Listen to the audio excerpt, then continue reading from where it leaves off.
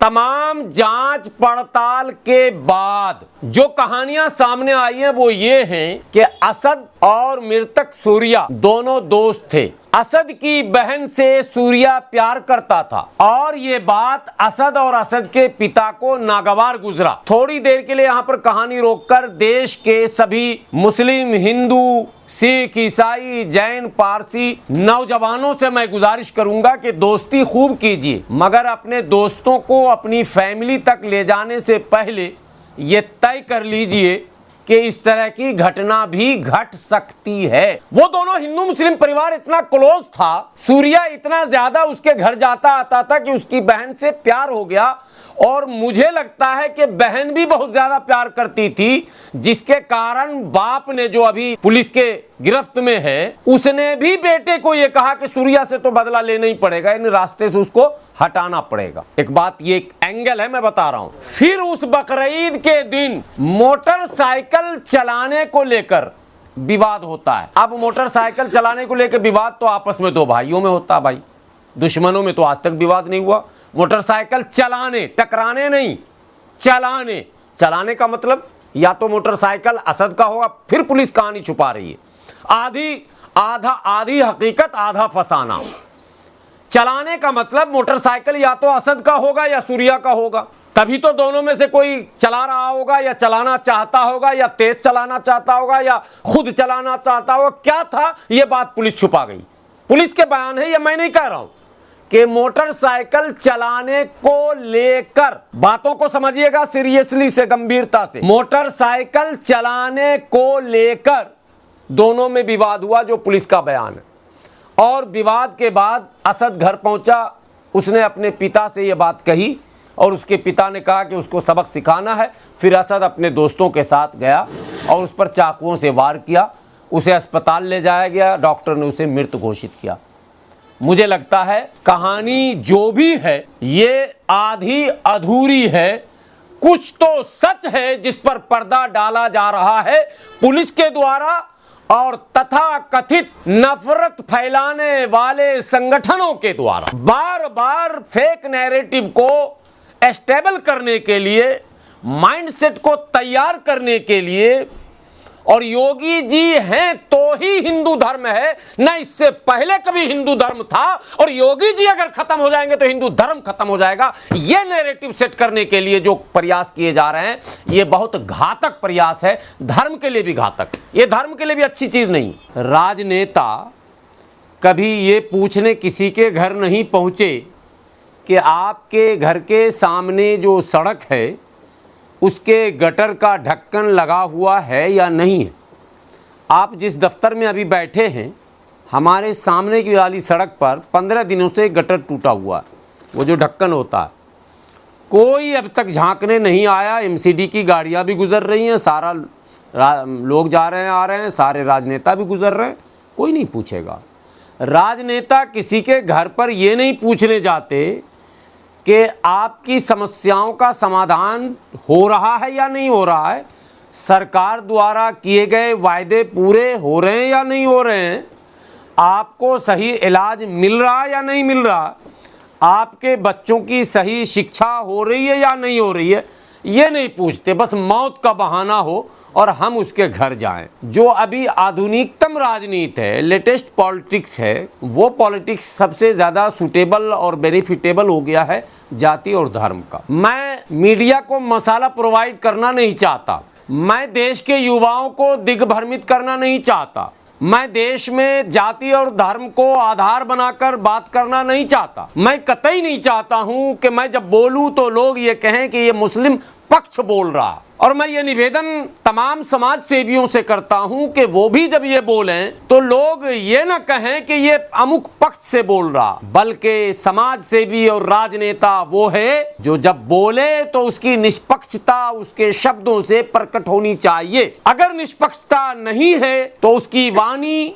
न समाज हित में है, न देश हित में है, न उसकी जाति के हित में है, स्वयं उसके हित में भी नहीं है। इसलिए मैंने सदैव ये प्रयास किया। बातें हैं, बातों में बहुत सारी त्रुटियां होती हैं, ज़बानें फिसलती हैं, मैं भी बहुत कुछ बोल जाता हूं, लेकिन मेरा सदैव ये प्रयास रहता है, मुस्तकिल मेरी ये कोशिश होती है कि मैं तटस्थ होकर बोलूं, वो बोलूं जो देश हित में, राजहित में, समाज हित में हो, मानवता के हित में हो। हम भारत में रहते हैं, हम सीरिया में नहीं हैं, हम अफगानिस्तान में नहीं हैं, हम ईरान में नहीं हैं, हम अफ्रीकी देशों में नहीं रह रहे जहां 1 रुपए के लिए हत्याएं हो जाती हो। हम उन देशों में नहीं रह रहे जहां लाकानूनियत हो, जहां कोई लॉ एंड ऑर्डर की बात करने वाला नहीं हो। हम भारत में हैं जो दुनिया के सबसे बड़े लोकतांत्रिक देशों में एक प्रमुख देश है। हमारे देश में एक संविधान है, एक रूल है, एक रेगुलेशन है, एक नियम है, और वो नियम जिसका प्रेम्बल ये कहता है कि धर्म और जाति के आधार पर किसी के साथ कोई भी भेदभाव नहीं किया जाए। धर्म और जाति के आधार पर न किसी के अधिकार छीने जाएंगे, न किसी को विशेष अधिकार दिया जाएगा। विशेष अधिकार देने के लिए भी विशेष अधिनियम, विशेष अनुच्छेद बनाए गए। आपने बकरीद से पहले ईद पर यानी होली पर तरुण हत्याकांड भी सुना होगा। तरुण हत्याकांड के बाद जो दुर्भाग्यपूर्ण हत्या था, तमाम मीडिया ने एक खबर चलाई कि होली का एक छोटा सा गुब्बारा, नैरेटिव को समझिए पहले, ये कौन लोग हैं, ये कहां से आते हैं भाई, कहां से नैरेटिव करते हैं कि एक छोटा सा गुब्बारा एक मुसलमान पर मार दिया और मुसलमान ने कहा तूने मुझे होली का रंग दिया, मैं तुझे कत्ल कर दूंगा। और ये खबरें फैल गई पूरे मुल्क में और एक माइंडसेट तैयार हुआ कि मुसलमान इतना क्रूर है। हमारा इतना बड़ा त्यौहार जो सदियों से हम मनाते आ रहे हैं, उस त्यौहार में अगर एक रंग छोटा सा पड़ ही गया तो ये कौन सा मुद्दा था जो तुमने कत्ल कर दिया। जबकि ये सारी कहानियां 100% झूठी थी। जो डीसीपी, एसीपी, एसएचओ का बयान है तरुण हत्याकांड के बाद, उसमें कहीं भी इस नैरेटिव को सपोर्ट नहीं किया जा रहा, टोटली फॉल्स करार दिया गया। ठीक इसी तरह से सूर्या हत्याकांड में भी पिछले 3 दिनों से जो खबरें मुल्क में चलाई गई, टीवी चैनलों के माध्यम से, यूट्यूब के जरिए, सोशल प्लेटफॉर्म पर, वो ये चलाई गई कि असद नाम के एक लड़के का सूर्या दोस्त था और उसने उसको घर पर यह कह के बुलाया कि आओ तुम्हें दिखाता हूं कुर्बानी कैसे की जाती है, और बकरे की तरह उसको भी उसी तरह ज़बह कर दिया, कत्ल कर दिया। यही खबर आप लोगों तक भी पहुंची होगी। लेकिन डीसीपी का जो बयान है वहां, वो बयान मैं फिर से सुनवा दूं क्या आप लोगों को, उसमें कहीं भी बकरे का, बकरीद का कोई जिक्र नहीं है, जो डीसीपी का बयान है। अब डीसीपी को सही माने कि ये मीडिया वालों को और सोशल मीडिया पर नफरत फैलाने वालों को सही माने, ये आप ही फैसला कीजिए। जो डीसीपी इतना सही बयान दिया, वही डीसीपी बाद में इनकाउंटर की पुष्टि करता है। ये क्या दर्शाता है कि वही डीसीपी इनकाउंटर की पुष्टि करता है। ठीक है, जो डीसीपी ये बयान दिया, बड़ा अच्छा बयान दिया, भोला भाला बयान दिया, जो कानूनी बयान था वो बयान दिया। ये कहना कि इससे पहले हिंदू धर्म ही खतरे में था, बस अब योगी जी आ गए हैं, एकदम सब ठीक ठाक है, अगर योगी जी चले गए हैं भगवान तो आप तो नहीं बचेगा धर्म किसी कीमत पर। यह नैरेटिव सेट किया जा रहा है। कौन कर रहा, क्यों कर रहा, उसकी इच्छा, उसकी मंशा क्या है, वो तो अपनी जगह पर है। लेकिन सूत्र ये बताते हैं कि असद को पुलिस ने डिटेन कर लिया था। अब ये बड़ी बात मैं कहने जा रहा हूं जो मीडिया चला ही नहीं पा रही, पता नहीं क्या मजबूरी है। सारे सूत्र मिल जाते हैं, सारे सूत्र हैं मीडिया के पास, ये वाला सूत्र मीडिया के पास नहीं है। सूत्र ये बताते हैं कि असद को डिटेन कर लिया गया था, असद के पिता को भी गिरफ्तार कर लिया गया, उसके एक दोस्त को भी गिरफ्तार कर लिया गया, एक और को भी गिरफ्तार कर लिया गया, फिर 50,000 का इनाम भी घोषित कर दिया गया। असद को छुपा कर रखा गया। पुलिस ने बड़ी चालाकी से असद के इनकाउंटर का ऐलान किया। जिस जगह पर इनकाउंटर किया गया वो जगह आप लोगों ने तस्वीर देख ली, आप मीडिया कर्मियों ने वो तस्वीर देखी। उस जगह पर पुलिस को जाने की क्या जरूरत है? उस जंगल में, जंगल है वो इंदिरापुरम के पास, ये जंगल में इनकाउंटर कब से? उन्होंने बिरप्पन था क्या ये? असद इससे पहले चंदन तस्कर था क्या? असद इससे पहले शेर का खाल बेचता था क्या? जानवरों का तस्करी करता था? कैसे जंगल पहुंचा ये? इतनी बड़ी दुनिया, इतना बड़ा भारत, फरार होना, मोबाइल उठाकर फेंकेगा, कूट काट, ट्रेन पकड़ा, आजकल मास्क भी चला हुआ, कोरोना खत्म होने के बाद भी मास्क लोग लगा के बहुत सा कांड कर रहे हैं। हालांकि कईयों को डॉक्टर भी कहता है मास्क लगाने, हमें भी डॉक्टर ने कहा, मैं जानबूझकर नहीं लगाता हूं। हमें डॉक्टर ने मास्क नेसेसरी कहा है, लेकिन मैं इसलिए नहीं लगाता हूं कि दुनिया कहेगी चेहरा छुपा कर चलते हैं। मैं मुस्लिम नौजवानों से कहता हूं सर उठा के जियो, चेहरा दिखा के जियो, किरदार बता के जियो, अखलाक दिखा के जियो, मुंह छुपा के ना जियो। इसलिए मैं मास्क नहीं लगाता हूं, लेकिन अपराधी इसका इस्तेमाल कर सकते हैं, गुंजाइश है। जो लड़का हत्या कर सकता है, भाग सकता है, फरार हो सकता है, वो जंगल में जाके बैठ सकता है। ये मुझे नहीं समझ में आता, बाकी हिंदुस्तान की मीडिया को समझ में आता तो समझे, मुबारक हो ऐसी मीडिया को ये फार्मूला। जंगल में अब पुलिस कह रही कि उसने हम पर फायरिंग की, हद है यार। अभी तो वो जान बचाने के लिए भागा फिर रहा, उसके पास गन कहां से आ गया? उसने तो चाकू से हत्या की थी, उसने तो गन का इस्तेमाल ही नहीं किया, फिर उसके पास गन कहां से आ गया? ये 100% फैब्रिकेटेड बनावटी बातें हैं। मैं हाफिज गुलाम सरवर असद इनकाउंटर का न केवल विरोध करता हूं, सीबीआई जांच की मांग करता हूं।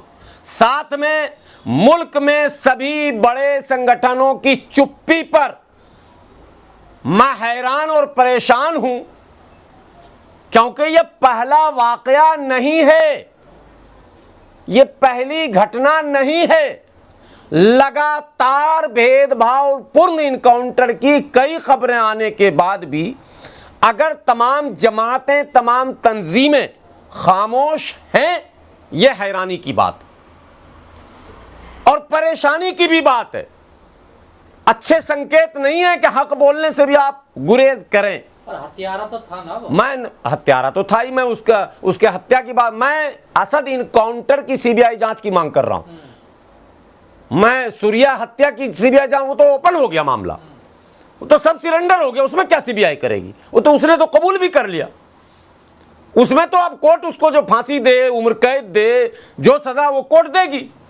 लेकिन जो बातें पर्दे के पीछे छुपी हैं, एक पर फूल बरसेगा और एक पर गोली चलेगी और लोग चुप होंगे, ये बातें इसलिए मैं कह रहा हूं।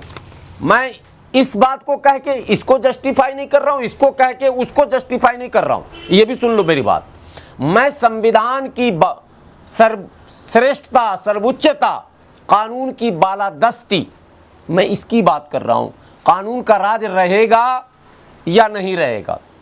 एनकाउंटर की इजाजत भी तो कानून ही देता, नहीं देता ना, पुलिस को नहीं देता है। किसने कह दिया? बिल्कुल नहीं देता। इनकाउंटर उस मुजरिम का होता है जिस मुजरिम ने जुर्म करने के बाद पुलिस को ललकारा हो। ललकार तो रहा था। अरे नहीं भाई, वो पुलिस की गिरफ्त में था, फिर जबरदस्ती वो ललकारने के लिए जंगल में माइक लगाया हुआ था। यहाँ पर बाइक से आ रहा था, उसकी लाश को देखा आपने? जो चैनल चला रहा है उसकी, जहां पर इनकाउंटर हुआ है वो जंगल है, और वो बाइक से आ रहा था। बाइक से कहां पर आ रहा था भाई?